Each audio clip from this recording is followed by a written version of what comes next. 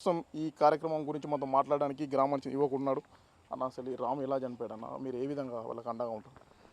రాము వచ్చేసి గత 2 నెలల క్రితం కిడ్నీ వ్యాధి సమస్యతో బాధపడుతూ చనిపోవడం జరిగింది. దానికి దాని తర్వాత మా యొక్క మిత్రబృందం అందరం కలిసి ఆహ్, ఎలాగైనా ఆ యొక్క కుటుంబానికి సహాయం చేయాలని చెప్పేసి ఆలోచించుకొని దాదాపు ఒక 1 ½ మంత్ నుంచి వాట్సాప్‌లో, ఇన్‌స్టాగ్రామ్‌లో, ఫేస్‌బుక్‌లో రీల్స్ ద్వారా బాగా స్ప్రెడ్ చేసి అందరిలో ఉన్నటువంటి మానవత్వాన్ని చాటుకోవాలని చెప్పేసి ఒక మెసేజ్ పాస్ చేయడం జరిగింది.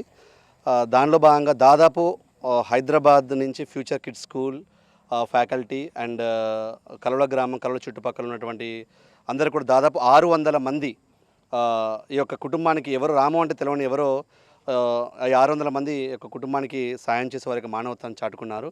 దాని వారందరికీ కూడా పేరు పేరున సహాయకారులు ధన్యవాదాలు తెలియజేస్తున్నాము. సార్ మీరు చెప్పండి, మీ గ్రామంలో రాముకు ఇలా ఊరంతతో పాటు పక్క గ్రామాలు కూడా అండగా నిలిచేశారు. మీరేం చెప్తారు సార్?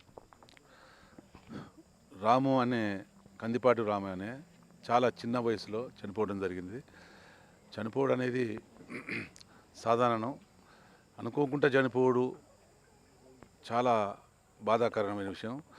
ఆ కుటుంబానికి అన్ని విధాల అందరం కూడా సాయం చేయాలని ముందుకొచ్చి రాజేషు ముందుకొచ్చి ఇది ఒకటి కాదు ఇట్లా 4-5 అనుకోకుండా జరగడం జరిగినది.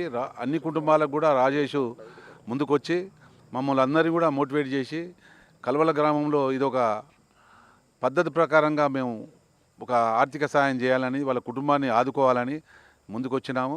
అందరూ కూడా అన్ని విధాల అందరూ కూడా ముందుకొచ్చి పేద కుటుంబాలకు అనుకోకుండా చనిపోయింది కాబట్టి సహాయ సహకారాలు అందియాలనే ముందుకొచ్చి ఈ కార్యక్రమాన్ని ఇలా దిగ్విజయం చేసినాం.